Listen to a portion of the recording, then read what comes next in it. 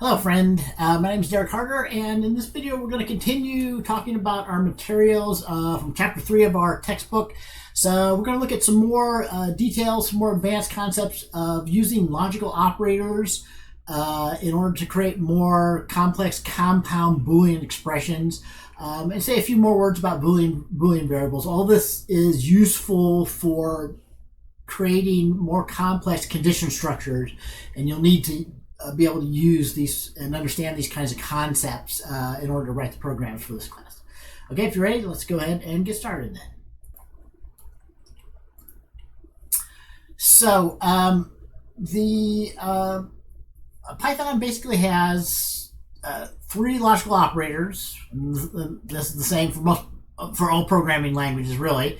So the logical AND operator and the logical OR operator are binary operators. They take 2 operands and they allow you to connect multiple Boolean expressions to create a compound Boolean expression. Okay, so the AND the OR operator, they take 2 Booleans and they connect those 2 Booleans into a compound Boolean expression. The NOT operator then is a unary operator, so it reverses the truth of its Boolean operands. Okay. So to be a little bit more concrete, I kind of assume that probably most students have already run across this idea of these logical operators and or not, and maybe presented as things like truth tables, but this is the same kind of stuff that you've probably seen in some other previous classes, right? So basically the AND operation between 2 Boolean variables is only true if both A and B is true. Right? So that's our whole truth table for the AND operator is going to be false unless both A and B are true. And then OR is going to be false only when both A and B are false. But if either one or the other or both are true, then the OR of 2 Boolean variables is true. Right? So, and again, these are both binary operations and OR. They take 2 Boolean expressions or 2 Boolean variables and return a Boolean result, whereas NOT is a unary operator, so it just reverses. So if A is false, the NOT of A is true. If A is true, the NOT of A is false. Okay, and just again, just to make certain everybody's on the same page and to be clear about that, we're going to talk about Boolean variables in more detail in just a bit in this video. But for example, I could have like A, assign it the Boolean value of true. And so A is a Boolean. So Boolean variables, just to skip ahead a little bit in this video, are a built-in data type like integers and floats and strings. So you can create Boolean variables in Python. So I can say A is true and maybe B is false. And then we can use those operators like A and B you should be able to predict this, right? So and is only true if both A and B are true. So since B is false, the and of A and B should be false. But OR is true if either one or the other is true, right? So A or B should be true here because A was true, as I said. And then just to complete this, we can use the unary operator NOT to reverse. So A was true, so the NOT of A is going to be false.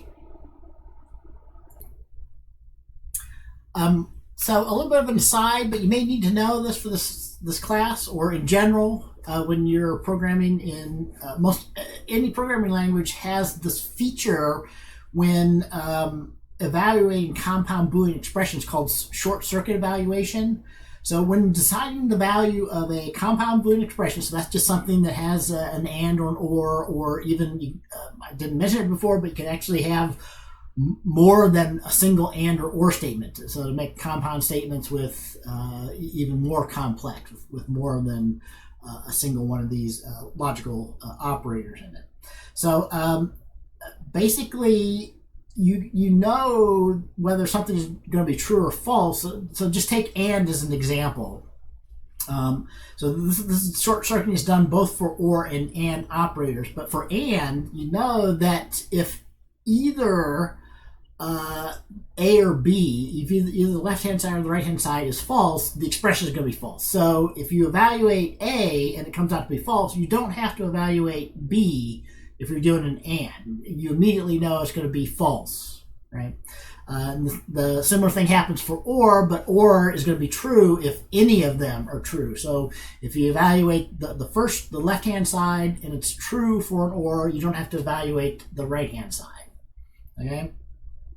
Also, you should be aware of that there is order, there is precedence defined for operators, for these logical operators.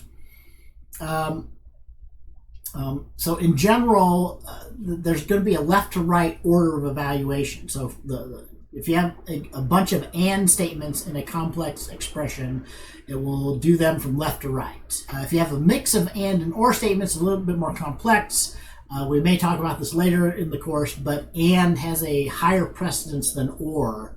So it will actually evaluate and statements before it does or statements if you have a complex expression of two or more ands and ors combined together.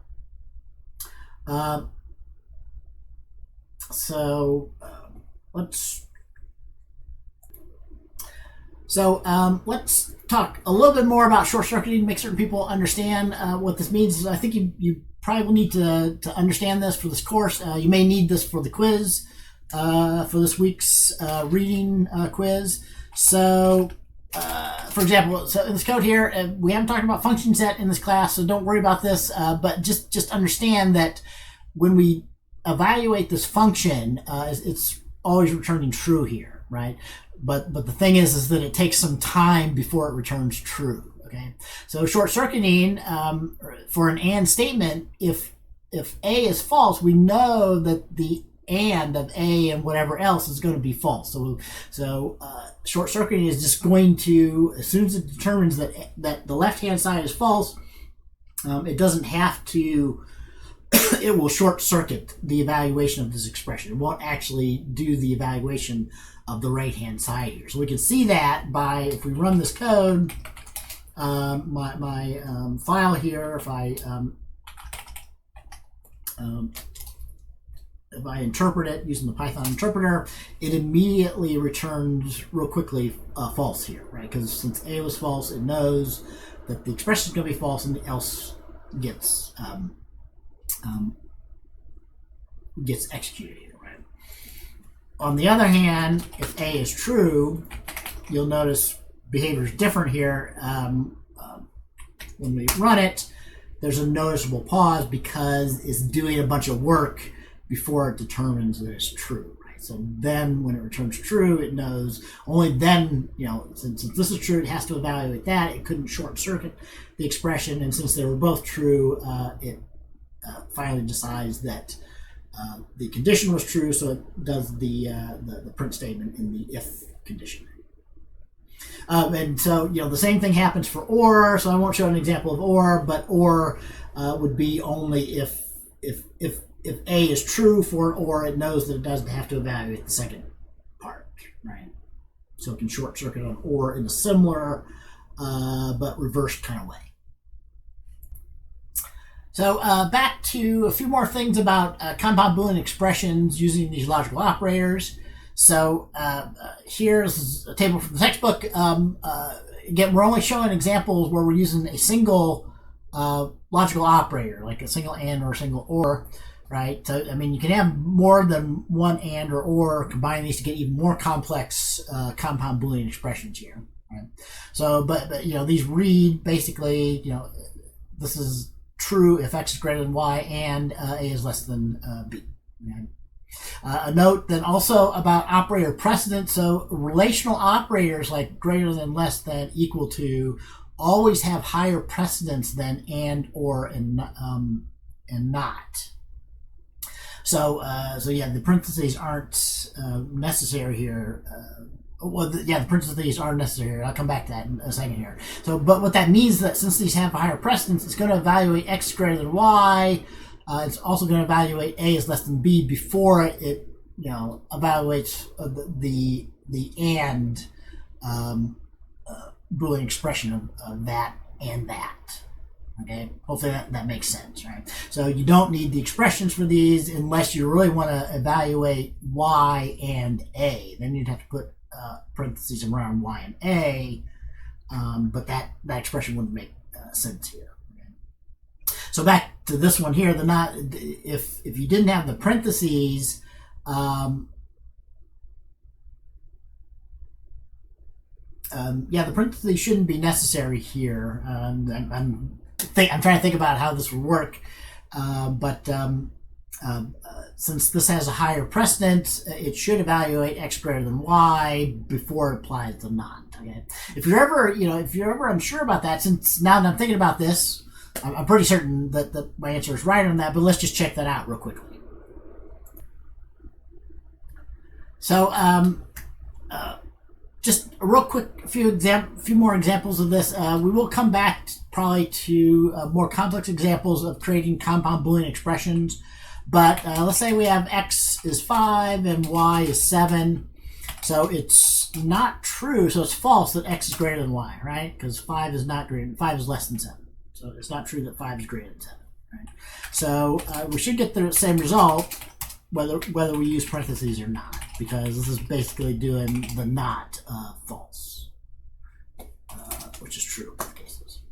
So if I really wanted another aside here, but you may need to know this for this course, in this case, x and y are integers because I assign basically an integer value into x and y here, right? So anything that's non-zero is considered true in programming languages like Python and C-based languages.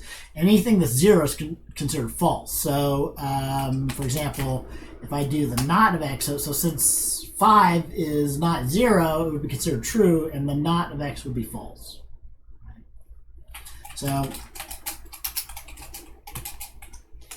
and that works in reverse, right? So since if I really wanted to do the not of x, I need parentheses before I do the greater than, okay?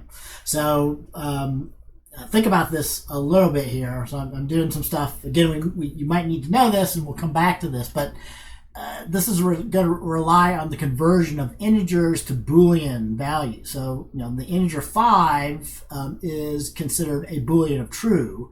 So not of x will convert to false, but false in the reverse would be considered to 0. So when I do the comparison of 0 is greater than y, that should be false because this will evaluate 0, and 0 is not greater than what y has at 7 here. So I should have a false result.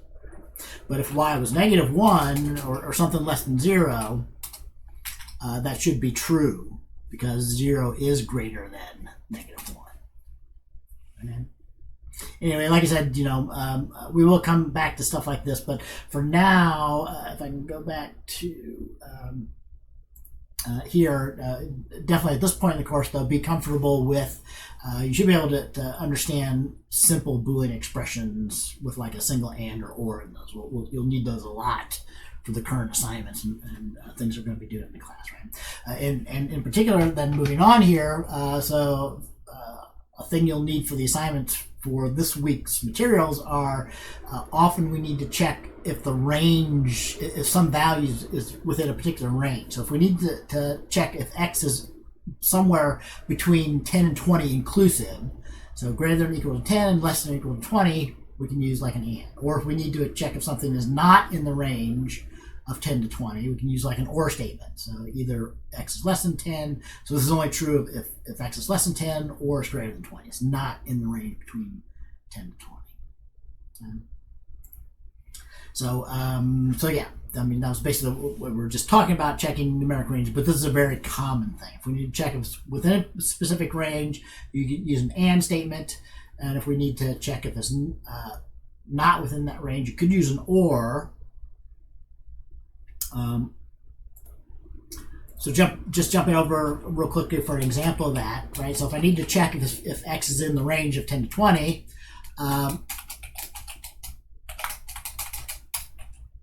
So it should be true because 15 is in that range, right? So I could use, like we said, the or, right? So it is not true, so it is in that range. So it's not true that it's out of the range.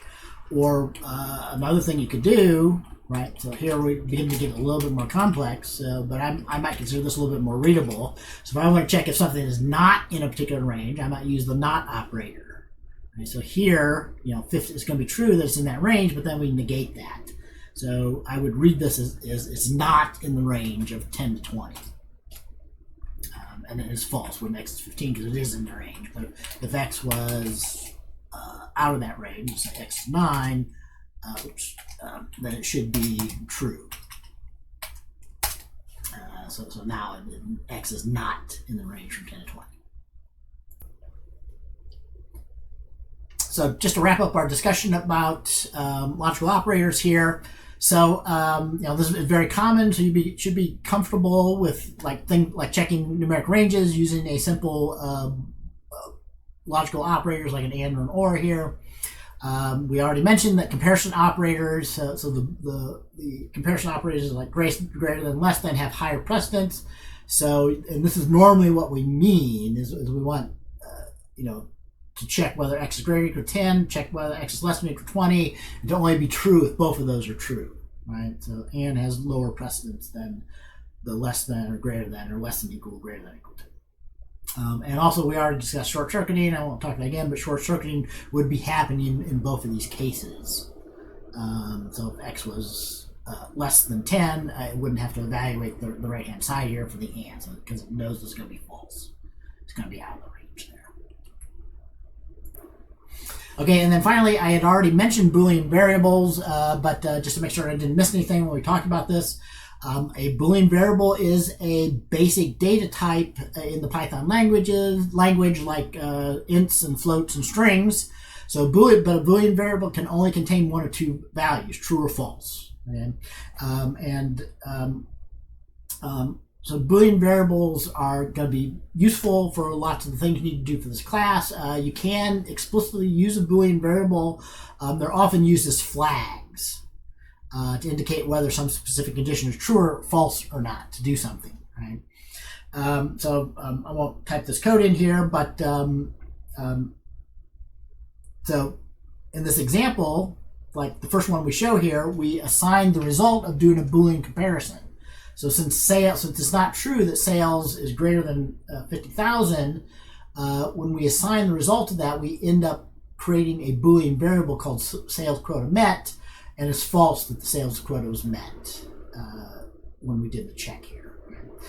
Likewise, and it would be true though. So if it's true that the sales is greater than 50,000, this result evaluate to true. This would get assigned. A Boolean variable would be created called sales quota met, and it would be true in this case.